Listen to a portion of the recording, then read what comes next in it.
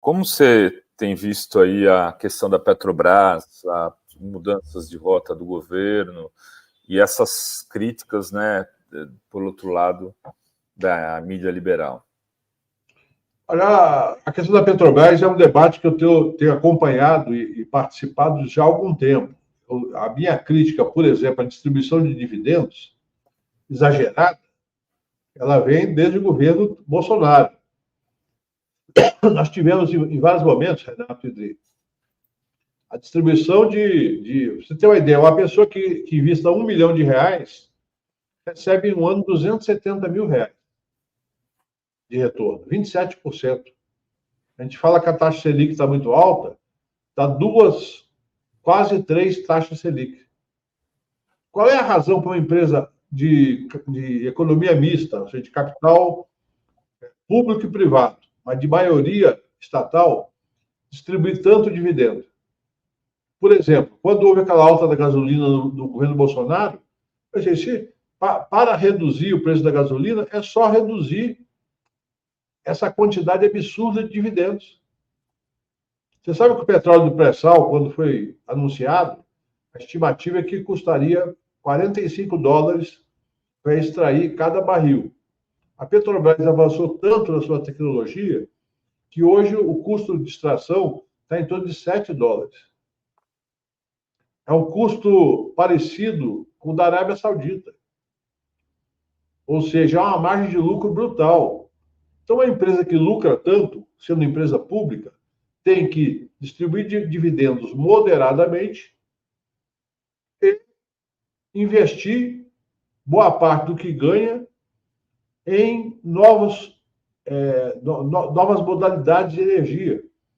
Eólica, solar, hidrogênio verde. E mesmo a questão da ampliação da produção de biocombustíveis, etanol e biodiesel. Inclusive a querosene de avião também de origem vegetal.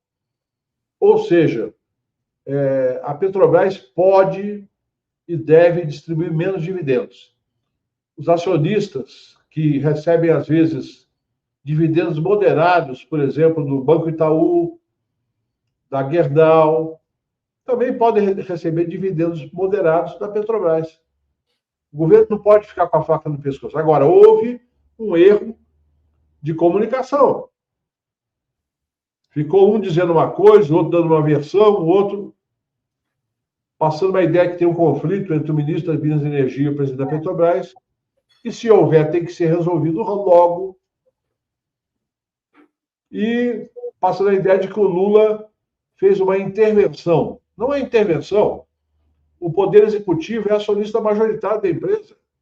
Ele tem o direito, respeitando os minoritários, porque a lei das SA obriga a respeitar, em vários aspectos, a opinião dos majoritários e dar total transparência às informações econômicas da empresa, e a Petrobras tem feito isso, mas respeitando os minoritários, quem exerce o controle é a União Federal. A União Federal responde a quem? Ao presidente Luiz Inácio Lula da Silva. Ponto. Como respondeu o Bolsonaro lá atrás, como respondeu o Temer. Então, ali é um erro, na minha opinião, um pouco de erro de comunicação. Volto a dizer, não é a SECOM. É um problema que o gabinete do presidente tem que ter pessoas que pensem o tempo todo como comunicar as questões. Se essa tarefa da SECOM é outro problema, mas não é um problema de personalizar qualquer crítica, mas simplesmente sugerir que se tenha maior planejamento em relação aos temas da conjuntura.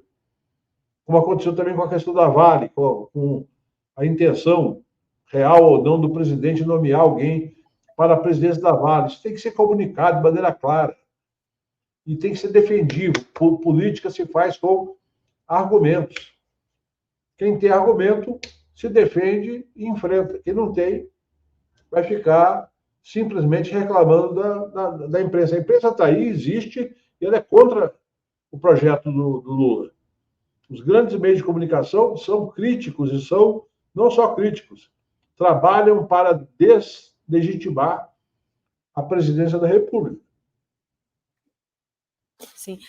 E, assim, agora vai ter uma nova reunião do Conselho da Petrobras, onde eles disseram que vão avaliar se o pagamento desses dividendos extraordinários vão interferir ou não nos investimentos da empresa e que, se não forem não causar interferência nos planos de investimento, eles vão ser pagos. Aí não vai ficar pior ainda, porque agora já deu toda essa crise, já falou que não vai pagar, e aí depois ainda vão reverter. É como a história do Perse, né?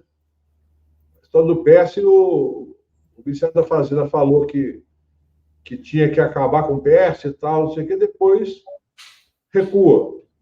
Nessa questão da Petrobras, primeiro é o seguinte, eu entendo que aquilo que é caracterizado como reserva estatutária de dividendos não pode ser usado para investimento. O que você tem que fazer é, antes de transformar em lucro líquido, fazer uma reserva para investimentos. Que é outra rubrica do ponto de vista do balanço de pagamentos, do balanço patrimonial da empresa. Você reserva antes de apurar o lucro líquido. Apurou o lucro líquido, tem o mínimo legal da lei das SA e tem o mínimo legal que é de uma resolução do próprio Conselho da Petrobras, que eu já acho um exagero.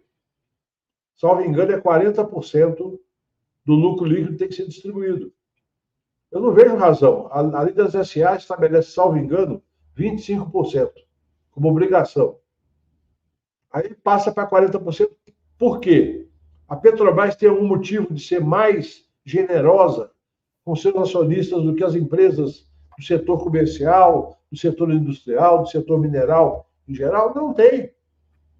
E esse é um debate para ser feito, inclusive, em relação ao Banco do Brasil, que também está distribuindo dividendos a rodo, quando poderia aproveitar uma parte desses recursos para reduzir as taxas de juros. Que muita gente está reclamando, o PT ganhou, mas o Banco do Brasil continua com a mesma política neoliberal. Tem gente falando isso para mim, não sei se é verdade ou não, mas tem muita gente falando isso para mim. Agora, quem defende, né, essa coisa de ter dividendos, aí, um monte de dividendos, inclusive de empresa pública, diz que isso pode afetar a própria empresa, rebaixar as ações e isso influenciar depois no valor dela e prejudicar os investimentos. Faz algum sentido isso? É preciso ter aí também assim, uma régua de agradar, já que eles estão aí, né, esses acionistas, ter algum, sei lá, outro tipo de... você falou, faltou comunicação, né? Mas, assim, como equalizar isso, né? Para não ficar porque toda vez vai ser isso, né? Vai ter, e agora o que eu estou entendendo, o governo Lula vai mudar, o Bolsonaro pagava tudo e agora tudo indica que não. Como equalizar isso sem e ter o valor da empresa, sei lá? Primeiro, o valor da empresa na Bolsa é algo bastante volátil. Por quê? Porque depende, muitas vezes, do como é que está o título de tesouro americano, depende de como é que estão as ações na Bolsa de Nova York. Então, só para dar um exemplo para vocês. O Lula assumiu dia 1º de janeiro de 23. Você sabe quanto que estava a ação da Petrobras naquele dia? Quanto? R$24. Sabe quanto está hoje? Depois de todo esse barulho, R$36. Subiu 50% em 1 ano e 2 meses e um pouquinho. Sim. Então, quem comprou ações da Petrobras no dia da posse do que estava fechado, no dia seguinte, já lucrou 50% em 15 meses. É que a ação chegou até 44 no movimento especulativo. Sabe o que acontece? O mercado acionário é assim. O cidadão que está ali operando um fundo de ações, ou mesmo um cidadão que tenha bastante dinheiro e esteja operando compra e venda de ações, ele vê o seguinte: a Petrobras vai ter a data de pagamento de dividendos, por exemplo, em abril. E tem o que se chamam de Datacom. Datacom é o quê? A última data observada para efeito de pagar dividendos. Então, às vezes, a Petrobras fixa em dia 20 de março a data limite para você comprar ações para ter direito àquele próximo dividendo. Então, a ação subiu rapidamente. Eu acompanho esse mercado de ações porque eu sou um analista. Eu observo com carinho a movimentação das ações das grandes empresas, porque isso tem alguns sinais de mercado. Então, as ações da Petrobras subiram em 2 meses quase 15%. E caíram 10%. E já estão subindo de novo. Esse mercado que muitos chamam de especulativo, que é especulativo mesmo, ele é parte da natureza do mercado de ações. Entendi. Então, quando a empresa perdeu 50 bilhões, não perdeu 50 bilhões, porque ganhou 150, perdeu 50, então ganhou 100. Então, quem comprou ações da Petrobras em 2023 ainda está ganhando muito além da Selic. E é uma empresa sólida, é uma empresa que sempre vai pagar bons dividendos. Mas não precisa pagar dividendos opulentos. O mesmo vale para a Vale do Rio Doce, que não é estatal. Mas a Vale do Rio Doce está pagando dividendos demais. Por quê? Porque os acionistas são abutres. Querem retirar tudo. A Vale do Rio Doce, vamos lembrar, o que é a Vale do Rio Doce? É uma empresa que fica cavucando o solo brasileiro para exportar. Ah, é bom? É bom em parte, porque gera recursos para a nossa balança comercial. Mas nós estamos pegando material de baixíssimo valor agregado, quando agrega só a pelotização ou a produção de chamados briquettes, que são exportados com um pouquinho de valor agregado.